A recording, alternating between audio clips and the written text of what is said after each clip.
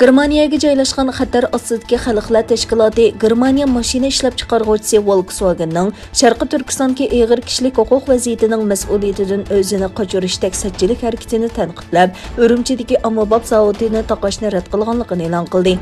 Buningdan ilgari ommabop shirkatining Xitoydagi bosh ijroiya amaldori Stefan Urumchidagi zavodda majburiy emgak masalasi yo'qligini aytgan.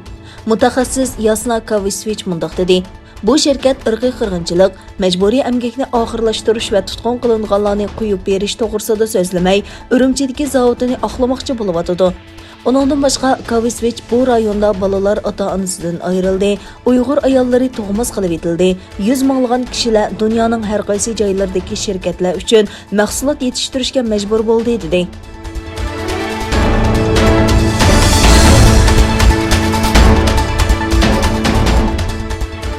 Yaponiya Tashqi ishlar ministrligi tarafidan tayyorlangan 2021 yillik ko'k tashliq doklatida Xitoyning Hong Kong va Sharqi Turkistonda kishilik huquqi daxl-taruz qilganligi ko'rsatildi. Doklatda Yaponiyaning Xitoy bilan bo'lgan ikki taraflik munosabatining eng muhim mavzulari ichida Uyg'urlar va Hong Kongliklarga qaratilgan kishilik huquq tafsandchiliklarimi borligi o'tirg'a qo'yilgan. Yaponiya Tashqi ishlar ministrligi tayyorlagan 2021 yildagi dokladda Xitoyning Janubiy dengiz va Sharqiy Xitoy dengizidagi harbiy kengaymichilik harakatlariga bo'lgan andishasi gavlandirilgan. Dokladda mundaq deyildi: Xitoy hukumati elib berayotgan bu harbiy faoliyatlar Yaponiyaning rayonning muqimligiga bo'lgan andishasini qo'zg'adi. Doklad yana Xitoyning kengayishiga qarshi qurilgan 4 davlat ittifoqining muhimligi ta'kidlangan. Doklatda Amerika, Hindiston va Avstraliya bilan bo'lgan ittifoqning qonun bilan boshqarishni asos qiladiganligi va yo'l boshlash erkinligi kelishimini xalqaro jamiyatning qo'llaydiganligi bildirildi. Shundaqla Xitoy yo'lga qo'ygan chet el paraxotlariga o'q chiqarish huquqi berilgan qonun tanqid qilindi.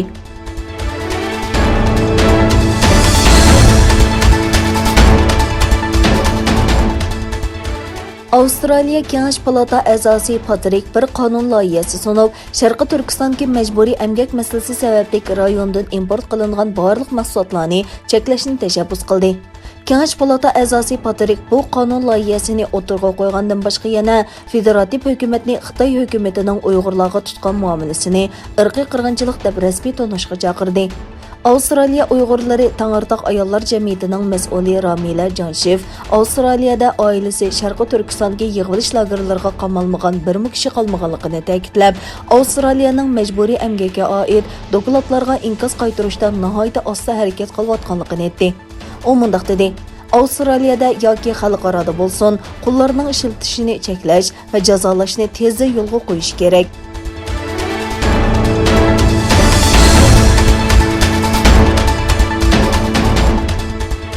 Germaniya Bosh ministri Angela Merkel Xitoy Bosh ministri Li Keqiangga davlatining kishilik huquq munozarasi uchun texmi cho'ng bo'shliq ajratishi kerakligini yetkazdi. Egilanishicha, Merkel bilan Li Keqiang suhbatida yuqum, iqtisodiy hamkorlik va boshqa temalarda fikr almashtirgan. Merkel yig'indan keyin e'lon qilingan yozma bayonotida munosabatimizning bo'lishi bizning qiyin masalalarni muzokara qila oladiganligimizni va hamma narsani ustalga qo'ya oladiganligimizni bildirdi dedi va Germaniyaning Xitoydagi kishilik huquq tafsandchiligiga munosabatli tanqidlarni o'tirg'a qo'ydi. Yozma bayonotida albatta o'xshamagan ko'z qarashlar bor. Masalan, Hong Kongning vaziyatimi shularning biri. Biz barliq masalalar to'g'risida so'zlash fursatiga erishdik. Kishilik huquq masalasida suhbatni boldurroq boshlashimizni umid qilamiz.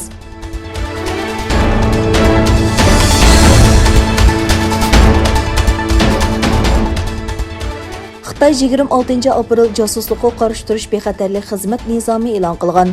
Xabar qilinishicha, Huawei, Sharqi Turkiston, Hong Kong qatorliq masalalar sababidan Amerika, Kanada, Avstraliya va boshqa g'arb davlatlarining Xitoy bilan bo'lgan munosabati ko'nsiri keskinlashayotgan bir paytda Xitoyning bu nizomini o'tirg'a chiqarishi Xitoyning munosabatlik sohalardagi yoshirin tahdidlarga diqqatining kuchaytirayotganligining namoyandasi ekan. Bildirilishicha, Xitoy davlat bixatarlik ministrligi e'lon qilgan jasuslukqa qarshi turish xizmat nizomı Xitoydagi har qaysi idora organlarining jasuslukqa qarshi harakatga o'tishini qonuniy kafolat bilan ta'minlagan. Mazkur nizomda yana davlat bexatarlik organlarining boshqarish doirasiga asosan jasuslukqa qarshi turish xizmatlarida kasbiy yetaklash, nazorat qilish va tekshirishga mas'ul bo'ladiganligi ko'rsatilgan.